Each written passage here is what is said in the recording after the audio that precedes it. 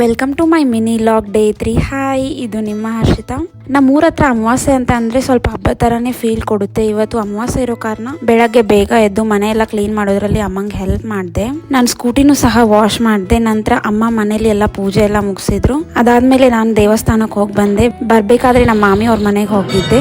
Lemon juice ಮಾಡಿಕೊಟ್ಟಿದ್ರು, ಅದನ್ನು ಕುಡ್ಕೊಂಡು ಮನೆಗೆ ಬರೋಷ್ಟರಲ್ಲಿ 12 ಆಗಕ್ಕೆ ಬಂದಿತ್ತು.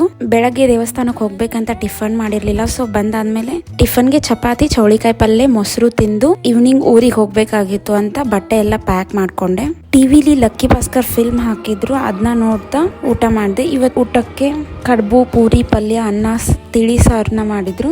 ತಿನ್ನೋ ಅಷ್ಟರಲ್ಲಿ 4 ಆಗಿತ್ತು. ಸೊ ನನ್ನ ಟ್ರೈನ್ 5:15 ಇರೋ ಕಾರಣ ನಾನು ಸ್ವಲ್ಪ ರೆಸ್ಟ್ ಮಾಡಿದೆ. ನಮ್ಮ ಮನೆಯಿಂದ ರೈಲ್ವೆ ಸ್ಟೇಷನ್ಗೆ ಶಾರ್ಟ್ಕಟ್ ರೂಟ್ ಇದೆ. ಸೊ ಹಾಗೆ ದಾರಿ ಇಟ್ಕೊಂಡು ಹೋದೆ. ಆಮೇಲೆ ಟ್ರೈನ್ ಬಂತು, ಹತ್ಕೊಂಡು ನಮ್ಮ ನಡೆ ಬೆಂಗಳೂರಿನ PG ಕಡೆ ಅಂತ ಅಮ್ಮಂಗೆ ಬಾಯ್ ಹೇಳಿ ಹೊರಟೆ.